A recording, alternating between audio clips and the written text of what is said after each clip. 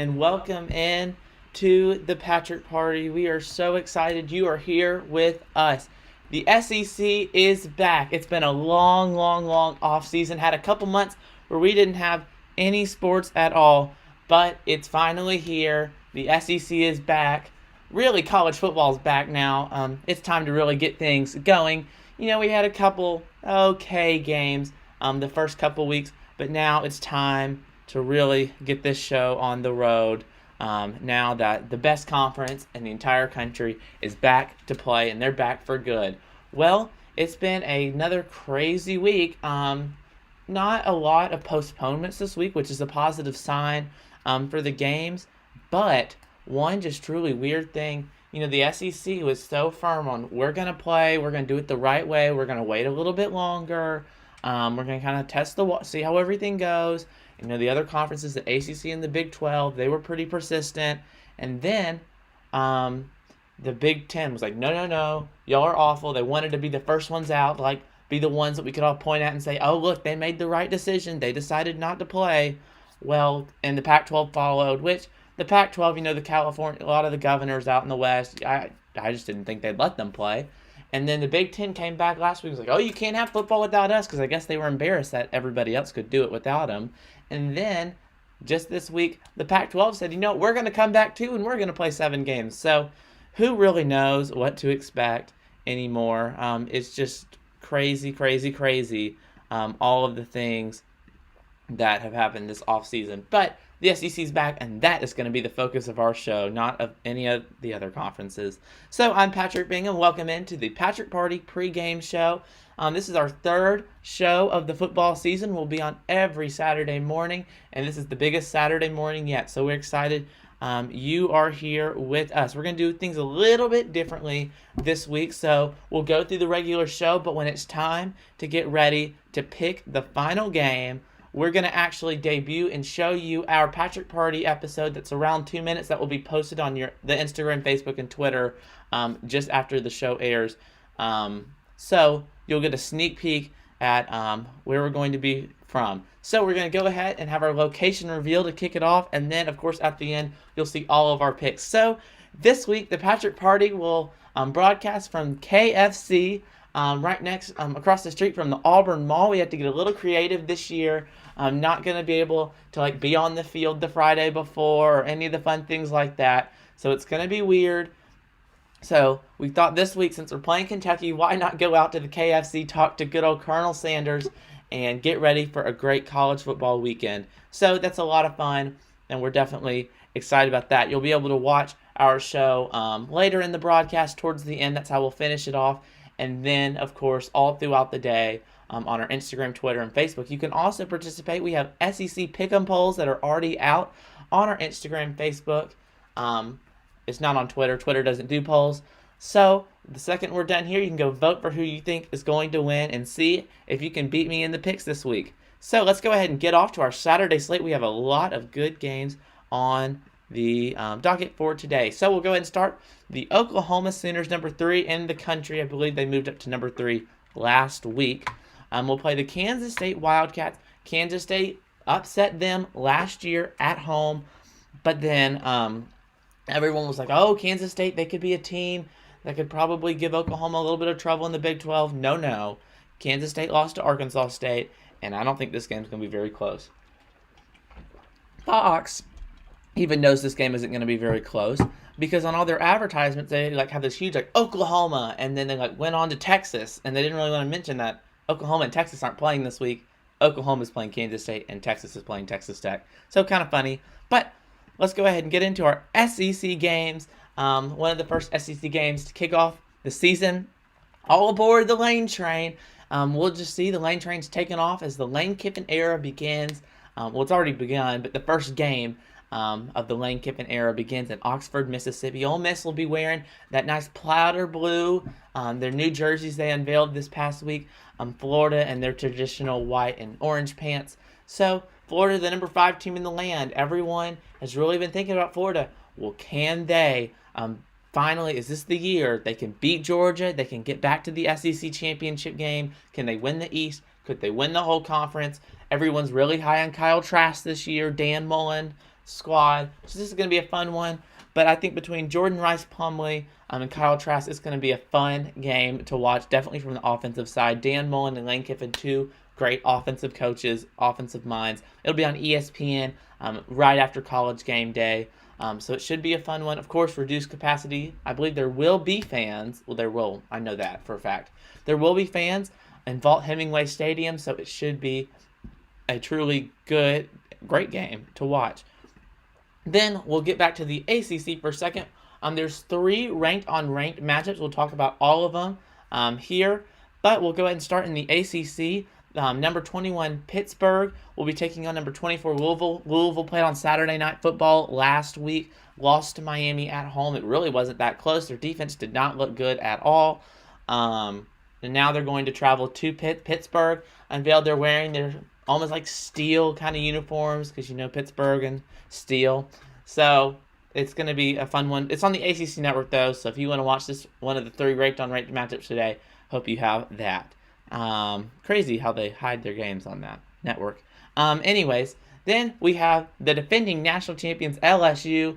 They just about lost everybody from that Clemson game, either to the draft. I know Jamar Chase is opting out. Who knows? I mean, it's like when they say it's a brand new team, it is a brand new team.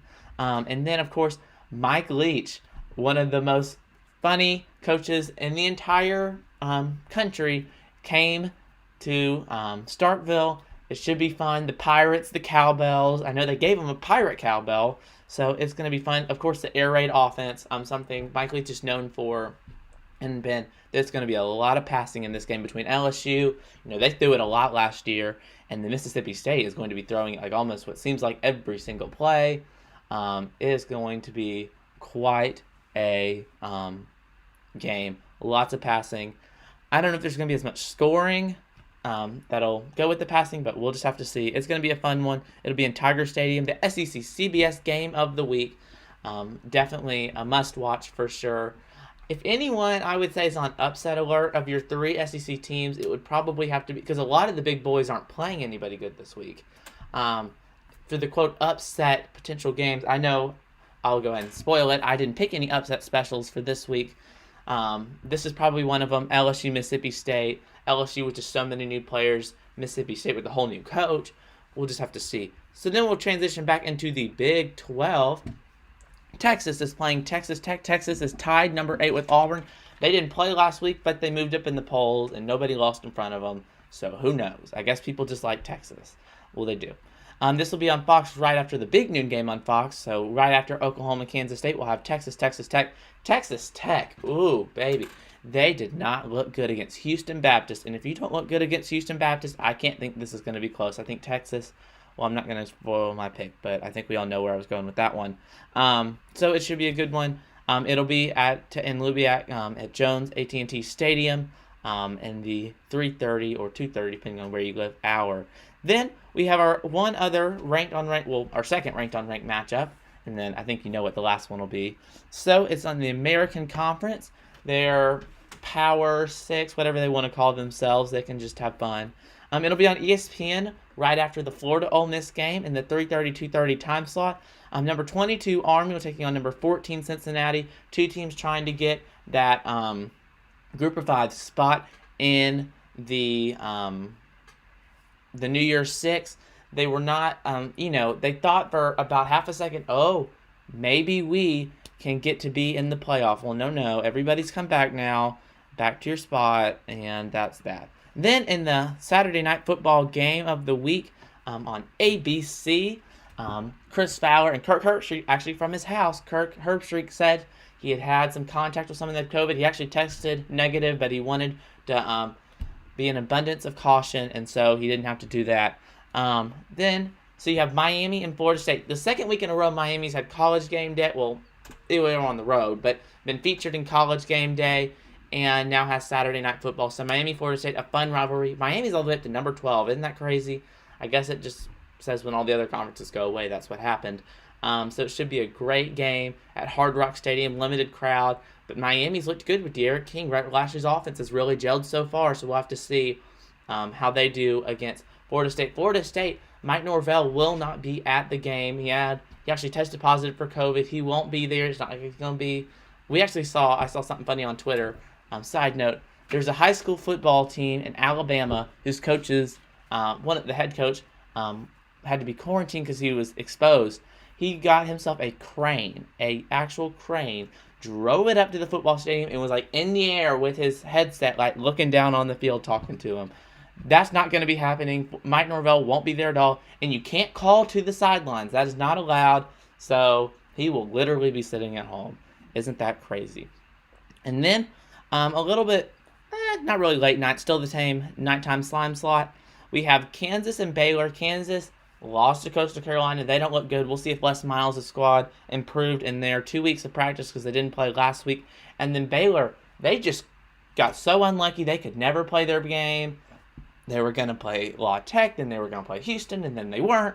So Baylor, first game of the year, we'll get to see how the Dave Aranda era starts out for the Bears. It should be a very interesting one for sure. So we'll see. It's at McLean Stadium, ESPNU tonight and the night slot. And then a little bit of late night football. You know, we don't have Pac-12 after dark this year, but this is about as good as it's going to get until the Pac-12 comes back. BYU is going to take as much advantage as they can in that nighttime slot until the Pac-12 is back. I can tell you that. So the Cougars from BYU will be hosting the Troy Trojans. BYU is ranked number 18. You know, they killed Navy in that opening game, and then they looked good last week. So it'll be at BYU, 9:15, 8:15 the start time on ESPN. It should be a fun one. BYU just had to throw together a schedule. They said anybody that wants to play us is happily welcome. We will go wherever. You can come here. So it's going to be fun. I know Troy lost some out-of-conference games too, so they were able to work it out. I think it's going to be a fun one. I'll definitely have it on my TV. Of course, if a certain team wins and I'm in a good mood and want to watch college football. And then, of course, you have the game of the week, the Patrick Party game of the week. You read about it in our newsletter or on patrickparty.com. The Auburn Tigers, number 8 in the land, will be taking on the number 23 Kentucky Wildcats. Bo Nix, Terry Wilson, Gus Malzahn, Mark Stoops. Lots of big names. It's all going to be on the SEC Network. Your last ranked-on-ranked matchup and the only one in the Southeastern Conference this weekend. It'll be in the noon game on the SEC Network. We're going to have a whole segment breaking this game down, so we're not going to get too in-depth right now. So let's go ahead and get in to our regular program as we get to about 20 after 8. The Pac-12 is back. Well, we're just going to mention it for a minute because, you know, when a major conference decides they're not going to play and then they are going to play, you know, it's worth talking about just a little bit.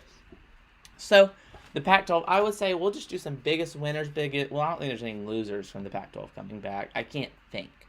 But I would say definitely the biggest winners, I would have to say Oregon and Arizona State, the two teams you see on our graphic. Oregon, defending Pac-12 champions. They don't have Justin Herbert. I think they're still going to have a strong team. I really like what they're building there. I think they're a really strong team. They're really trying to be physical with that offensive line. That's why they hired their former offensive line to be their head coach. Offensive line coach to be their head coach, not someone on the offensive line. And then Arizona State with Herm Edwards. I thought what? Like, when I saw that they hired him, I was like, well, why? I was just like, that just didn't make any sense. You know, he was an analyst. He hadn't coached in years. He coached some of the NFL, but he didn't coach college. Very weird. They looked great last year. You know, they upset Oregon. They look to be really strong. There are a lot of people's kind of trendy pick to be really good in that conference, so we'll have to see how the Sun Devils do this year. They are going to play 7 games. Their conference championship will be the Friday night before, December 18th. For everyone else, they tend to like to do that. So it's going to be a lot of fun. We get the Pac-12, even though we thought we wouldn't. I thought, you know, with governor and just things, it wouldn't work out. It will, and it should be a great thing for them. They're only playing 7 games, though, so can they make the playoffs? I don't know. I don't know if there's going to be enough. We'll just have to see how that all is going to work out for the Pac-12. Let's go ahead, though, and get into the bulk of our show, our SEC preview for 2020. SEC, you know, they decided we're going to play it smart. I think Greg Sankey did a great job. He waited till the 26th, and now here we are. We're back, and I think it's going to be a great season for the SEC. The race to Atlanta starts today. Of course, it's conference only. That'll definitely be a major emphasis, the road to Atlanta, on our show. So let's go ahead and get into our SEC picks. I know everyone's really high on Florida, and I think Florida can be really good. I don't know if it's going to be enough. Georgia, they definitely have a path. Florida has a path. Georgia can lose. Georgia plays Auburn and Alabama. Somehow Georgia actually got a hard schedule. They have to play Auburn and Alabama. If they can lose both those games, Florida doesn't even have to beat them. But Florida's going to have to beat LSU, which I think they can. I think Florida has a path. We'll just have to see if Dan Mullen's squad can put it all together. It's just hard to count out. When you've won it 3 years in a row, kind of hard not to pick you again. Then, so we have the Gators. And then everyone's really high on Tennessee. Oh, Tennessee, they won their bowl game last year. They won the Gator Bowl. Okay, they came back and beat Indiana. Like, let's not act like they did something truly special here. And then they still lost to BYU and Georgia State last year. They need more consistency. Good thing they don't have to play BYU or Georgia State this year due to COVID. And then they weren't close. That's my thing is, it's one thing like when you're trying to like etch up like Florida, they've gotten really close to beating Georgia. I mean, they've been within like a touchdown. Tennessee hasn't been within 20 points of Florida, Georgia, or Alabama. They're going to have to take that next step and at least compete with some of these big boys before I feel like we can even consider them for an SEC East championship. So we'll just have to see. And then Kentucky in the 4th spot. Kentucky has that strong offensive line, definitely a main emphasis that we will be talking about when we cover the Auburn-Kentucky game in just a couple minutes. And then I think they're not going to challenge anybody for it. I just think they're going to kind of be right in the middle, kind of where they belong a little bit. South Carolina, I think they're going to make some improvements. A lot of people are like, oh, Will Muschamp, he's on the hot seat. I mean, they went 4-8 last year. They did win the Outback Bowl in 2017. Then they lost the Belk Bowl. We'll just have to see. If he has a really terrible year, maybe. But also, I don't think the coaching carousel will be as big because athletic departments don't want to pay big buyouts because we've lost a lot of money. So I don't know if he's on the hot seat. Then Missouri, new head coach from Appalachian State. No. I just don't think they're going to be very good. I don't know how much talent they have there. I wouldn't expect anything too exciting. And then Vanderbilt, poor Vanderbilt. The bottom, as always, nothing's changed. And then in the West, I have Auburn winning. I think it's going to be between Auburn and Alabama. Back to what I would say it's rightful place. The Iron Bowl will decide it. The SEC West champions. I like the Tigers over the Tide. And so then Alabama's in the 2. I think they have a strong team. Maybe not their strongest in a while. We'll have to see. But Alabama tends to do good when everyone's like, nope, they can't win it. It's Clemson and Ohio State. They're out of it. They're not going to win. That's when Alabama tends to shine. So we'll have to see how that goes. I like LSU in the 3. Okay. My biggest dilemma on this one was between LSU and Texas A&M. With LSU, here's the thing. Everyone always loves to pick Texas A&M because they're so strong on Texas A&M. Oh, they're going to be great. Well, they've gone like 7-5, like consistently the last couple of years. They really fall off. They didn't have as hard of a schedule. Now they do because it's all SEC. They just need to take another step with Jimbo Fisher. He was so great. We're just going to have to see how that will all go down. And then, so I like LSU. They have a lot of young talent. I don't think they're going to contend for it, but I think they'll be that 3rd spot. I just think that's fair. They've had some strong recruiting classes. Then I like Ole Miss over Mississippi State. I just think there's more talent on that Rebel squad. I think John Rice Plumlee's really good. I think Lane Kiffin can really use him. Do I think they're going to do anything really wildly special? No, but I think they'll beat Mississippi State. So yeah, Mississippi State, it's just going to take a while. Mike Leach tends to get off to slow starts. That's all I really have to say about that. And then Arkansas, poor Arkansas. It's like you almost feel bad for them. They're just so terrible. Sorry. So then, of course, with my predictions, that would make an Auburn-Georgia SEC championship game down in Atlanta, Georgia. It would be a rematch of the Deep South's oldest rivalry, and of course they played for the first time ever in an SEC championship game in 2017. We're not going to dive too deep into that because it's not a real game because we have a whole season to play. So let's go ahead and get into our team talks. We'll go through each team in the SEC. So we have the Alabama Crimson Tide finished last year at 11-2 and currently ranked number 2 in the country. It is alphabetical order, by the way, for the sides, the divisions. I think they're going to be strong. I think Mac Jones is better than people are going to say. I think they're going to have a chip on their shoulder. And normally when Alabama has a chip on their shoulder, they are strong. I think they have a lot of talent. I think they're going to be good. I know Saban's big on schedules and things. That kind of messed up, but that messed up for everybody. I think they're going to be good. Do I think they're going to win a national championship? No. I just don't. Even without my orange and blue glasses on, I don't think so. We'll see how they do. I think they're going to really contend, though, of course, like always, for that SEC West title. Then you have the Arkansas Razorbacks. They stink. Bring in Sam Pittman, the offensive line coach from Georgia. Everyone thinks really highly of him. I think he's a great coach. But what does he have at Arkansas? Like, does he even really have a chance? Like, I just want to say it. Like, I just don't, like, he walked into almost what I feel like is almost an impossible situation. And he's never been a head coach before. They need to be really patient with him or with just anybody and just see if it can get better than 2-10. And then we have the Auburn Tigers. I think Auburn's going to be strong this year. I think Bo Nix is going to have a strong sophomore season. I think we're going to have to be patient with the Chad Morris offense. You know, they had to really accelerate their time for when they wanted to bring it in, their installment. But I think if we're patient, I really think they can be a good team.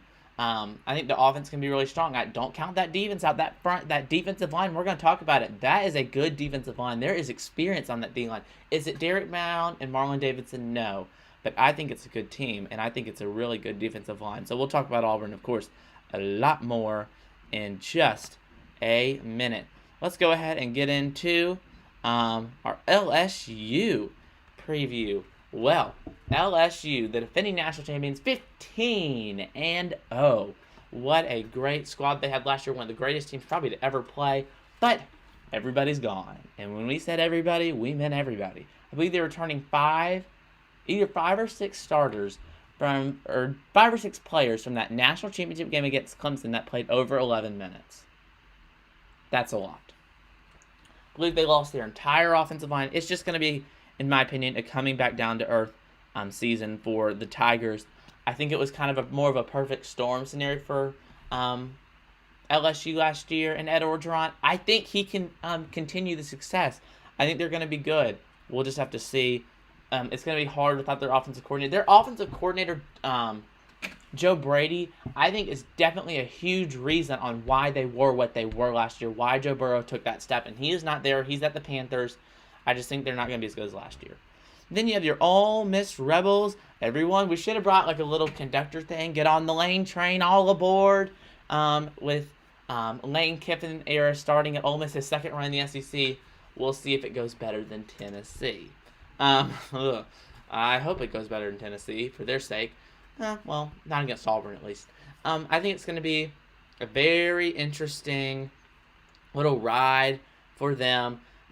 How good? I don't know really what to expect with all the new head coaches, just with not a lot of time to implement their footprint on the program in year one. I think it's going to really take some big wins for any new head coach to really get some buy-in.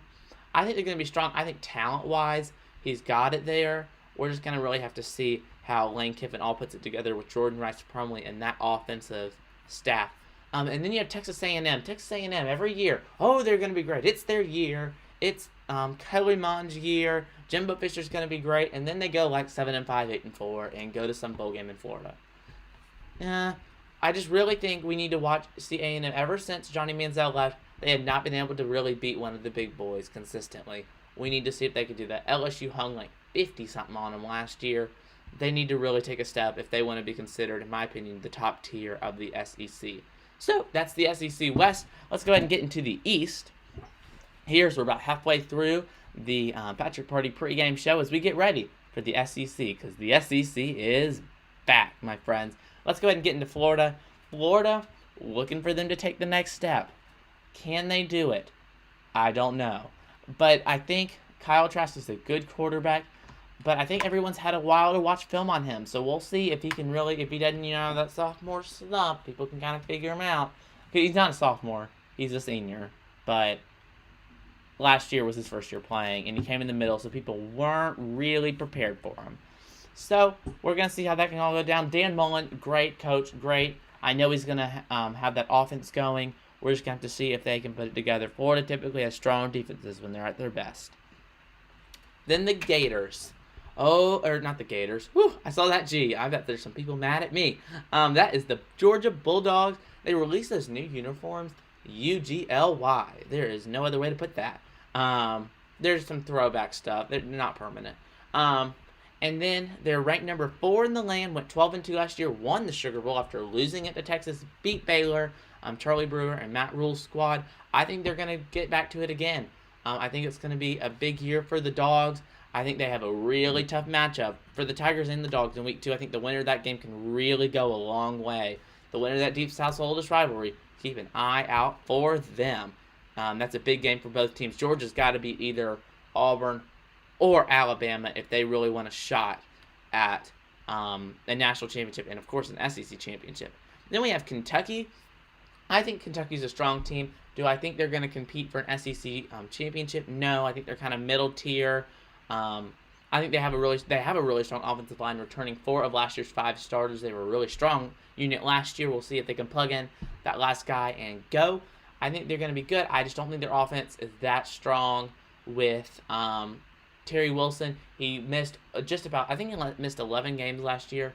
So we're just going to have to kind of see how he does in that Wildcat, because of course they had Lynn Bowden Jr. last year. And then you have the Missouri Tigers. I really don't know what to expect from Missouri, like, at all. We'll just kind of have to see how this all goes down. I don't think they're going to be that good. They really weren't that good last year. I was surprised when they made the coaching move. We're just going to have to see what all happens here. I think it's just going to take a while for a lot of the new head coaches to really get going. And then South Carolina. I just don't really know what to expect from them. A little bit of everything wouldn't shock me. Probably lose a game they're not supposed to, win a game they're not supposed to, and win a whole bunch in the middle. We'll just have to see how Will Muschamp can do. A lot of people think he's on the hot seat. I don't, per se. He has a tough schedule he has to play through. He had to play Alabama last year, and now he has to play Auburn. But you got to eventually beat the big boys if you want to be a big boy. So we're going to have to see how they do. They are on the SEC Network tonight, an SEC Saturday night. And then the Tennessee Volunteers.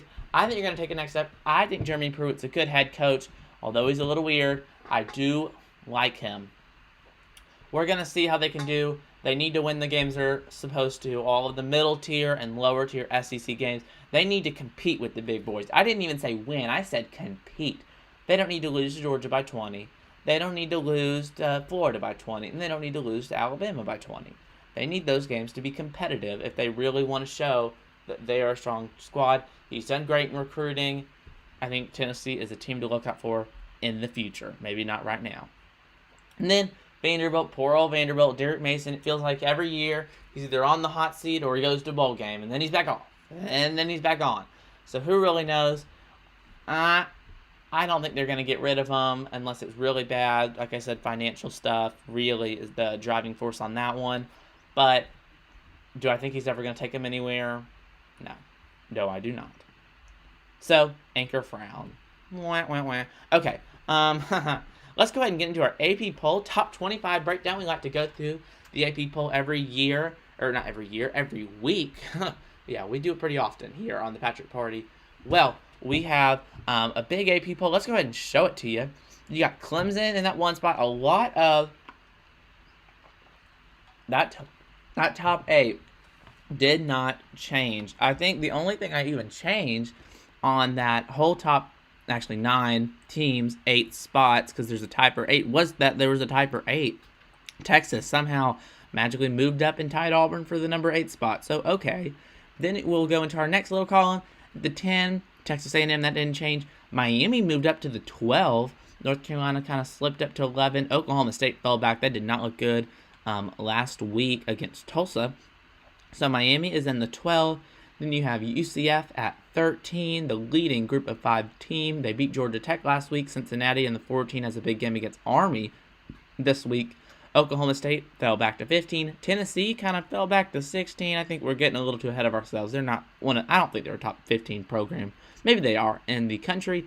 But of course, this will all change when the Big Ten and Pac-12 will get back. The AP did say that they are going to bring those teams back in the week that they're about to go play. So they'll be ranked. It'll be weird. Like Ohio State will go from like 2 to not ranked back to 2.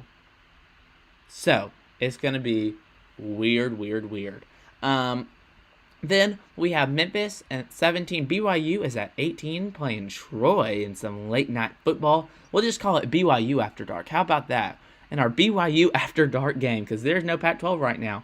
Then we have Louisiana Lafayette, Virginia Tech, Pittsburgh, who will be playing Louisville at number 24, who fell back after losing to Miami. Kentucky State around 23. Army's at 22. And then Marshall cracked into the poll. I believe the only new team this week. We had a whole bunch of reshuffling, but Marshall is the only new team. So that's kind of fun for sure. So I would say a good poll. I'd say for the most part they got it right. There's a lot of smaller schools, but there's a lot of teams not playing. So give them a chance. Why not? Let's go ahead and get into one of our last big segments, the game of the week, the Patrick Party game of the week, that is Auburn, Kentucky, number 8 versus number 23 inside Jordan-Hare Stadium. I'll just go ahead and tell you, it is weird. It is weird that it is game day. It doesn't really feel like game day. I've sat on the couch all the time and watched Auburn away games. But, I'll be honest, I do not think I've missed an Auburn home football game since 2010 or maybe 11. So, it's just kind of weird to sit in here and watch the Tigers on the TV, and they're 15 minutes that way.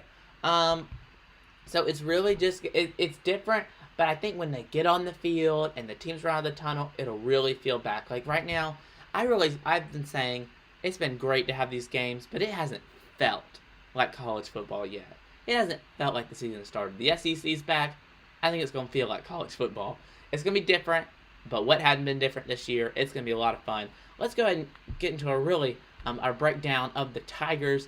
Auburn, in the offseason, Kenny Dillingham went to Florida State, followed Mike Norvell. Remember, Kenny Dillingham was the offensive coordinator under Mike Norvell when he was at Memphis. So, just kind of going back to his old man. Not that he didn't like Auburn, that was just a big opportunity for them. And he'd probably have a more big piece at Florida State. Not because Kenny Dillingham was hired. He was not supposed to run the offense. That was not by design. It's not like Gus was intruding or anything. He was not. That was not supposed to be his job. He was the quarterback's coach, really. So let's go ahead and get into the Tigers on the offensive side. One of the things I want, it's the Chad Morris offense. They're saying they're going to throw it to the tight ends. Do I think they're going to throw it to the tight ends 10 times? No. But if they throw it to them 5 or 6 times, that's more than they did just about all of last year. So I think the tight ends and the running backs are, in the passing game per se, are things you should watch in this new Chad Morris offense. I think one of the questions is, everyone makes a big deal out of Gus chirping in, overriding, saying what he wants to play. Coaches always do that. Like, that's not a Gus thing. A lot of people do that. I think one thing interesting that will be to see is that, I think when everything is great, it's Morris's show. But when things kind of get iffy, down to the end, who's making that call? I don't know. I trust both guys. I'll be honest with you. I trust both guys. So tight ends, running backs. Our running backs, when they're actually running the ball, kind of what I guess they're supposed to do. Shaun Shivers on the depth chart is listed at number 8. He is number 1 in the depth chart for running backs. Shaun Shivers had that big Iron Bowl. Everyone just still remembering that helmet flying off Xavier McKinley. I think it's going to be interesting to see how many. This is going to be a running back by committee. In the past, when Auburn's had really strong running games, Kerryon Johnson, Trey Mason, Cameron Artis-Payne, they kind of just ran him into the ground. It almost felt like it was just go, go, go. Trey Mason was every play. Kerryon, every play. And then he kind of got hurt. And I think after Kerryon got hurt and the team kind of saw how bad that hurt them in the SEC championship game, they kind of moved on to the running back by committee approach. And that's kind of what they'll be doing. I don't think Shaun Shivers will get over 20 carries. I think it'll be really Shaun and DJ will kind of be your main 2 backs. Shaun Shivers has never led the team, though, in takes, in runs. So that'll be interesting to see. I think Tank Bigsby, maybe Art Anthony Richards will get some runs in there. I just don't think there's a lot because you think if you have Shaun Shivers getting about 20, DJ getting about 10, maybe some other specialty play. We're already getting close to 40 and they haven't touched the ball yet. So we'll have to see how they rotate that around. Harold Joyner's not even on the depth chart right now. He's more of a specialty back, and I just kind of think that's kind of what they thought of. Then you have, I think your wide receivers, it is a year they can explode. between Anthony Schwartz, Seth Williams, Eli Stove, Cedric Jackson, Kalen Newton, maybe even. I think this is a year where they can shine. There's going to be a lot of throwing. Auburn, I think, can really start piping out some wide receivers, really kind of showing that as a strength. I think Bo Nix is really going to take a step in that passing game, so watch out for that. Let's go ahead and talk about the offensive line for a second. So at your, let's see. So you have the center, Nick Brahms is our center. He is the only returning starting. He's the only returning guy from the offensive line last year. Remember, he replaced Caleb Kim. Caleb wasn't playing that great. Nick Brahms comes in there and was playing great. Then at your left tackle position, Alec Jackson, Austin Troxell, both are going to play a lot. They're both listed as the, quote, starter. I think it's going to be great for either of them. That'll be something to watch between number 65 and 68 at that left tackle position. Tayshawn Manning locked down that left guard position for the Tigers. Brandon Council got that right guard tackled the transfer. Big for him to come in, and he really must have worked hard because in an abbreviated offseason, he came in and still proved that he was better than the other guys they had been recruiting. And then Bradarius Ham, one of the guys we kind of all thought was definitely going to play a right tackle position for sure. So I think it's going to be a strong unit. It's going to take time for them to gel. We're going to have to be patient, but I think they're going to be good. And then on the defense, one thing I put in my article, I definitely put it in my newsletter. Well, newsletter article on PatrickParr.com. It was the same thing.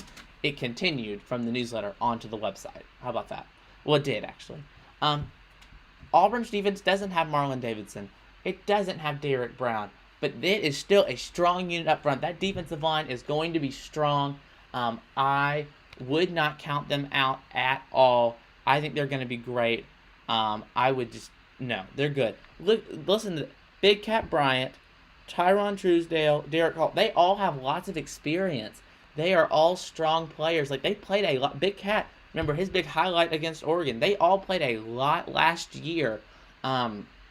I would definitely watch out for them, especially Big Cat and Tyron Truesdale. I mean, those are two seniors. So I think it's going to be a strong defensive line. Derek Brown and Marlon Davis, some of the best players Auburn's ever had. It's not going to be like that, but, I mean, they're going to be strong, and I would not count them out at all. And then, of course, I think something Auburn is really going to be leaning on, definitely the leadership. KJ Britt is going to be a superstar this year, number 33, the linebacker. He's going to be a superstar. I mean, you also have Owen Papa and Zacoby McClain. Of course, we all remember the Zacoby McClain play from the Iron Bowl. That lovely, lovely pick six. How can you not like that? And then, I just think I think it's a strong squad for the Tigers. Offense, defense, of course, special teams. Anders Carlson. I would watch out. I think the Tigers are dangerous this year. We're gonna have to be patient with that offense. But I think it's really going to come together. And then for Kentucky, Terry Wilson was the quarterback last year. He got hurt, didn't play in missed 11 games. Lynn Bowden came in, the wide receiver, played great. Kentucky ended up winning their bowl game at the Boat Bowl. Terry Wilson's back. We're just going to have to see how he is back from his injury. Didn't have an entire offseason, but he's an experienced player. Like, he's been their starting quarterback before, so it's not like he's completely new at this. And then Kentucky, they returned, like we said, 4 of their 5 offensive linemen from last year. They had a really strong offensive line. I think Mark Stoops is one of the better coaches in the SEC. He took Kentucky to probably their best season ever when they went to that Citrus Bowl and beat Penn State. I think he's a strong coach. You just got to be patient with them. I think he's building a program the right way in Lexington. I think it's going to be a really good game. We'll get into our picks in just a minute.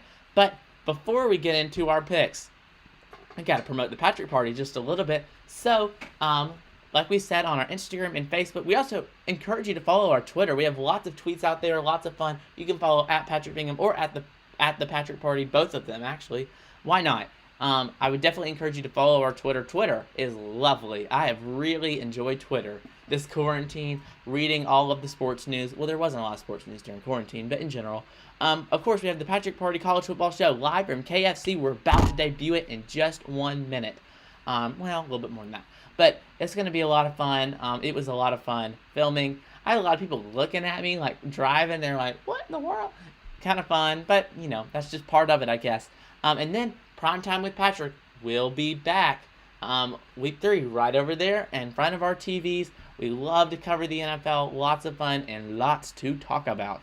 So it is going to be a great, as we cover week 3, another great NFL Primetime with Pat. There'll be polls on our Instagram and Facebook for all the NFL games too. So enjoy us and pick along with us. And then, of course, our Patrick Party email newsletter every single Friday. A little inconsistent. We like to try and do it between morning and lunch. Before lunch is when we like to send it out.